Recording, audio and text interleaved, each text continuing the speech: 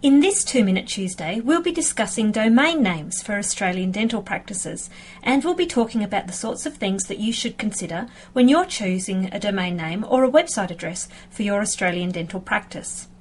So, what's in a name? One of the things we're very focused on is what the name should reflect. Should it be the practice name, the dentist's name, or even the location of the practice? Well, it really actually doesn't matter, just so long as the domain name makes sense and that it's easy to remember. Your domain name also has to meet the eligibility criteria for registration, and this is something that we'll be discussing in much more detail next week. It can also be important to consider the length of the name that you choose to use. You might want to keep it shorter rather than longer. But what name should you use? Well, in most cases, the practice name would be the obvious one to use. Sometimes the practice name, of course, is actually the dentist owner's name, or it's a location-based name. But your business name, your practice name, is unique, and this is why I recommend to Australian dental practices that their domain name reflects it as closely as possible. Now, some practices have elected to use the location of their practice in the domain name, even if it isn't the name of their business.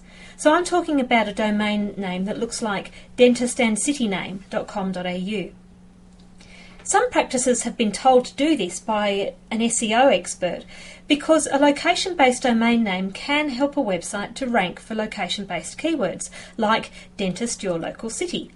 However, it's really important to know that a website that has been well optimised for a location will probably show up for this in any case, regardless of what domain name it's chosen to use.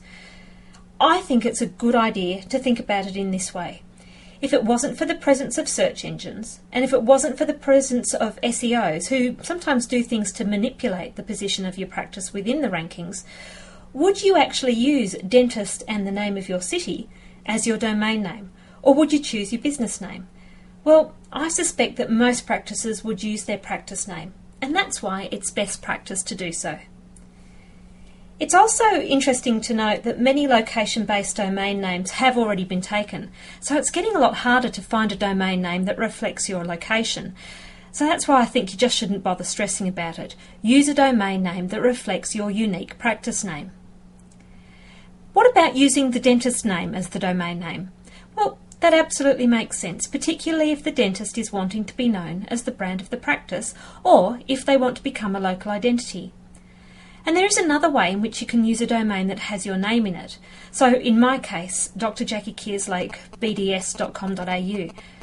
I could set up a biographical mini-site separate to my business site, and this would give people who are looking for me by name 2 chances of finding me, one on my biographical website and one on my practice website. So that's another option that you might want to think about. So if you need any assistance in brainstorming a great domain name for your practice or figuring out a strategy for your online visibility, why don't you give me a call, because I'd love to help.